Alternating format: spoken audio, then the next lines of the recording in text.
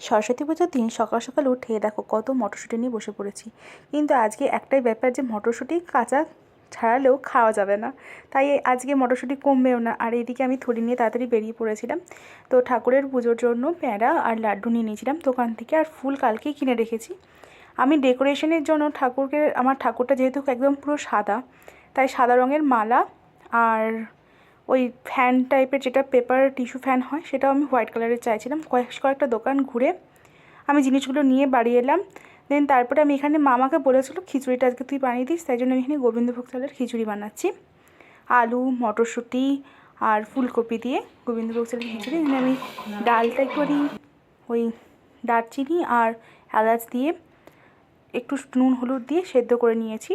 দেন তারপরে এখানে আলুগুলো মা কেটে রেখেছে, আলু ফুলকপি কাটা ছিল।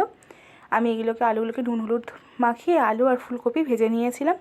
কিন্তু ততক্ষণে সিটি পরে ডালটাও সেদ্ধ হয়ে গেছে। আমি এখানে 7-8টা মতো সিটি খাইয়ে নিই, তাতে গ্যাসটাও আছে আর ডালটা সুন্দর সেদ্ধ হয়ে যায়। এখানে এই যে ফুলকপিগুলোকেও ভেজে নেব। আর কার কার বাড়িতে 2 তারিখে সরস্বতী পুজো হচ্ছে তো একটুখানি জানিও যে কারা কারা 2 তারিখে করছো আর কারা কারা 3 তারিখে করছো। তো 12টা 12:30টার দিকে যেহেতু পুজো শুরু হবে, মানে তিথি পড়ছিল, তা আমার উপোস করতে অসুবিধা হয় না, তাই আমি 2 তারিখেই করে নিয়েছি। আর আমি আদা ফোড়নে দিতে ভুলে গেছি, তাই একটু হালকা করে একটা আলাদা প্যানে ভেজে দিয়ে দিয়েছি। আর এখানে তারপর দিয়ে দেবো চাল, গরম মশলা, একটু হলুদটা কম লাগছিলো তাই হলুদ গুঁড়ো দিলাম, দিয়ে সুন্দর করে জিরে গুঁড়ো দিয়েছি, দিয়ে ভালো করে সুন্দর করে আমি এখানে গুলিয়ে নিচ্ছি। এখানে কাঁচা লঙ্কা দিয়ে দিয়েছি, তোমরা চাইলে চিড়ে দিতে পারো।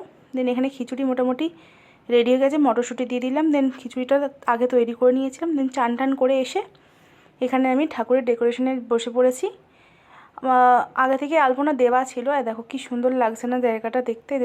এই প্রদীপটা আমি ধানতেরাসে কিনেছিলাম। এই সুন্দর প্রদীপটা বেশ দেখতে হেভি সুন্দর লাগে কিন্তু জ্বললে।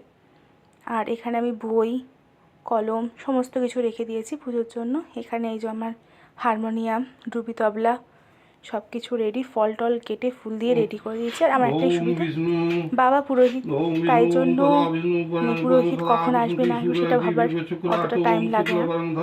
রেডি হতেই বাবাকে বললাম পুজোটা করে দিতে, বাবা পুজো করতে বসে গেছে। অঞ্জলি দিয়ে ভোগ খেতে বসে গেছিলাম। ভোগ না, তবে ওই বেগুনি আর পাঁপড় ভাজা করেছিল,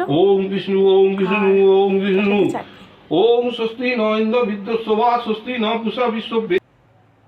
হ্যাঁ দেখো খিচুড়ি, সাথে পাঁপড় ভাজা, বেগুনি আর চাটনি ছিল।